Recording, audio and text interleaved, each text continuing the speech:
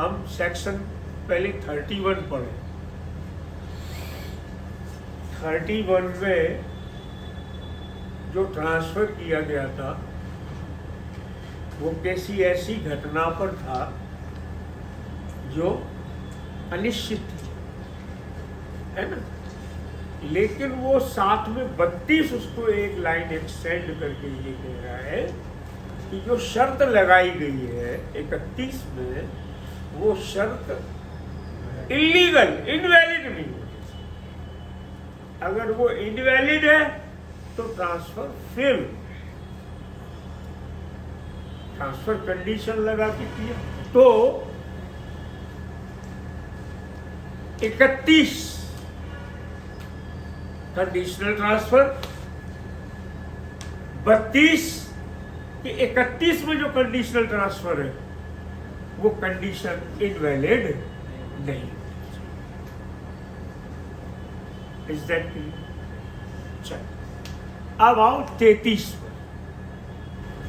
Transfer conditional on performance of act, no time being specified for performance। है? मैं इसे पढ़ता हूं पहले सेक्शन, हिंदी इंग्लिश, फिर तुम्हें इसका इंटरप्रिटेशन करके देता। Where on a transfer of property an interest therein is created subject to a condition that the person taking it shall perform a certain act, but no time is specified for the performance of the act. The condition is broken when he renders impossible permanently or for an indefinite period the performance of act.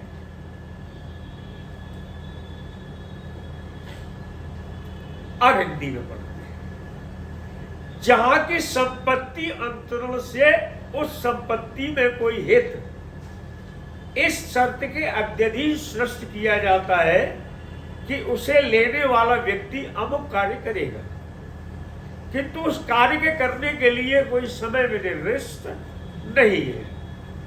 अब ये negative section है, वहां पर वह शर्त भंग हो जाती है जब वह ऐसे कार्य का करना सर्वदा के लिए या किसी अनिश्चित कालावधि के लिए असंभव कर देता है। बहुत सिंपल एग्जांपल है, हमने एक्स को ये कहा कि जिस दिन तुम शादी कर लोगे उस दिन ये मकान तुम्हारा हो जाएगा। कार्य करने की शर्त ही तो है ये, है? कोई घटना थोड़ा ही है। कार्य शादी करना, तुम कह रहे हो नहीं रही, तुम कैसी बातें कर रहे हो? शादी की बात, शादी नहीं हो रही होगी, ये बड़े ताज्जुब की बात है। अब ये एक अलग बात है नहीं कि तुम्हें नहीं भाई चाहिए भाई बिरादरी हमाओ जा, तो फिर बात अलग है। ये तो शादी किनकी रुक रही है ना। तो शादी करना उसके हाथ में है, किसी भी मैरिज ब्यूरो में चला जाए, लड़की से 50 फोटो दे के मेल मिले शादी कर ले। तो कार्य करना है एक्स को, मैंने उस कार्य को ऐसे बदल दिया कि शादी करनी है, लेकिन मैंने टाइम नहीं बताया कि कितने दिन में। ठीक है कि कितने दिन में कर ले ये मैंने नहीं। अब एक्स ने संन्यास ले लिया, वो सन्यासी बन गया, तो कंडीशन तो अब ब्रीच हो ही गई। तो अब तुम्हारी शादी संभव ही नहीं। सन्यासी शादी थोड़ी करेगा, सर्वदा के लिए, अनिश्चित काल के लिए। जाने कब नो सन्यासी रहो, एक दिन चामन हो जाएगी, चलो छोड़ो। अब सन्यास छोड़ो और घर तो छोड़ो ही आए, तो वहां तो सबने मारो ही मान लो। कब दूसरे शहर में कटा है दाली भाड़ी बार बार, आराम से कोई नौकरी करके रहेगी, कोई पैसा नहीं।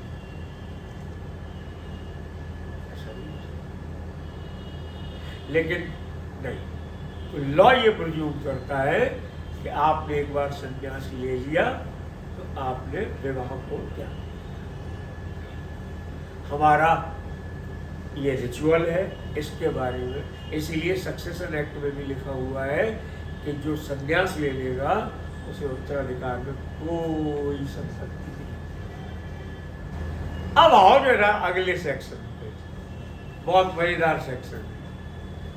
कार्य करने की शर्त पर अंतरण, जबकि कार्य के लिए समय में निर्देश। अब इसी इलिस्ट्रेशन को अपन फिर उठा, एक्स से कहा कि तुम 2 साल में शादी कर लो तो ये 2000 स्क्वायर फीट की बढ़िया बिल्डिंग शानदार आलीशान 2 करोड़ की तुम्हारे नाम। और अगर 2 साल में शादी नहीं हुई तो वाई थे, तो ये वाई कुछ नहीं। अब एक्स के पास शादी करने के लिए 2 साल का समय, और अगर वो 2 साल के अंदर विवाह नहीं करता है, कार्य नहीं करता है, does not perform the act, तो वो वाई को चली जाएगी। अब वाई टकटकी लगाए देख रहा है, यार एक्स की शादी ना हो जाएगी।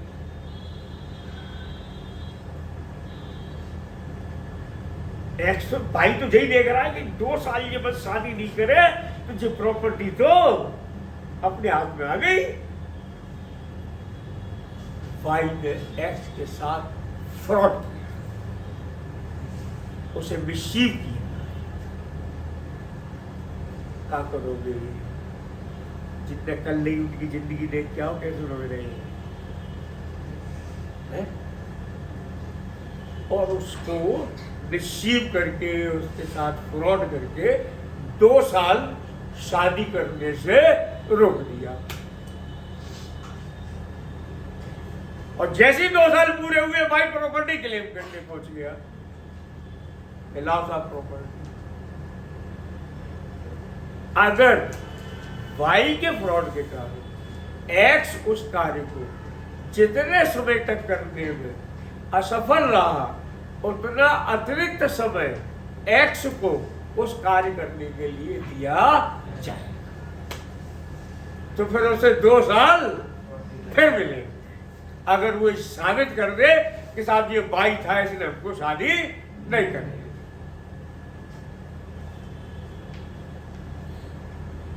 समझ में आ रही है बात? और एक्स भाई ने कहीं टंटा ही काटो 2 साल का, भाई इतनी दिमाग में साधु बैरागियन से मिलवाए दे कि वो विधि में रंग हो जाएंगे, सन्यासी होगा, अब बाकी जिंदगी में कभी शादी होगी तो ये मान लिया जाएगा कि एक्स ने शर्त को पूरा कर दिया है और एक्स को प्रॉपर्टी मिल जाएगी। वाई ठंडा। अब इस सेक्शन को पढ़ रहे हैं। मैंने बेयर एक्ट का एक शब्द बोला है, तुम कहो जैसा लिखा है वैसा बोल के बता दे। और हमने एग्जाम्पल में एक शब्द बेयर एक्ट का आया है हमारे,